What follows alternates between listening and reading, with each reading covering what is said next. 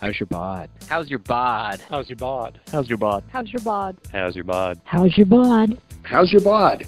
I don't know if everybody gets that same greeting or if he's got an unusual attraction to my body, but it was always that same question. It was very awkward because Jim was being himself, and obviously I thought the most appropriate course would be to call security. In some ways he made me feel attractive, but not in a way that was appropriate at work. But I did want to see him again. Well, he's got that signature beard and his trademark hat, and occasionally you'll see him with a walking stick and his raincoat and a pipe. He's just kind of like one of those pictures in Everett you'll never forget. He blended in so well with Everett's street scene because he looked like a transient that was either waiting for a bus, a handout, or to hitchhike, and I never knew whether to give him a story or a food coupon. We had a series of fires, I believe they were in the Lowell neighborhood, and of course, Jim's style wasn't to drive by or make phone calls, it was to get out and work.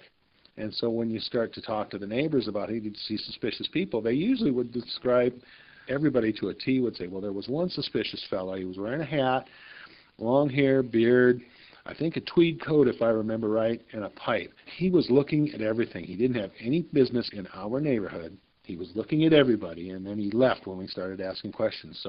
And they would sketch out invariably. In fact, finally, the Everett police, I think, just carried a picture of him and said, was this the man? And then could eliminate him.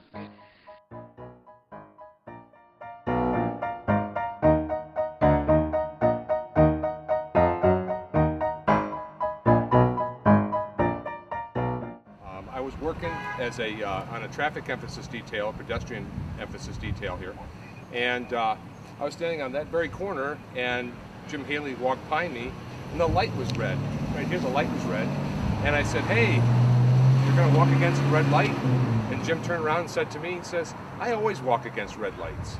And at that point in time, I pulled out my ticket book, and I figured that a warning probably wasn't going to do, so I pulled out my ticket book, and I opened up to the infraction page, and I wrote him out a ticket for jaywalking. And then he told me he worked for the Herald. I said, okay, then maybe you should know better. One of the reporters decided to create a Free Haley t-shirt, which she sold to about half of the people in the building who went down and amassed at the Everett City Municipal Court the morning of Jim Haley's trial. The first question to him was, are you trying to intimidate me with all these witnesses here?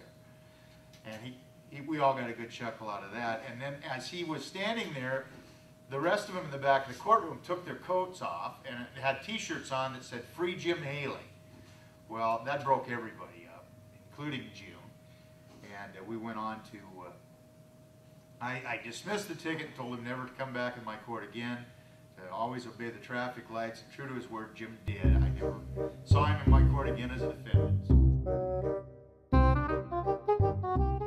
The first time he caught me in the hallway after we'd sold a large piece of commercial printing business, and he was just so excited about that I guess passion overcame him. But I'm sure the second and more famous time, since there's actually a picture of this, was more calculated.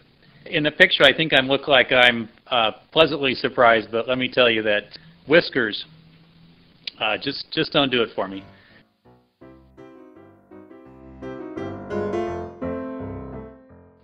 He makes us think in ways that tend to embarrass us. Jim has a knack for saying what we're all thinking and then allows us the opportunity to address some of those things that are more difficult in the nature of our work and brings a lightness to them, without being callous or crass in any way. He just sort of has a good way of lightening the mood.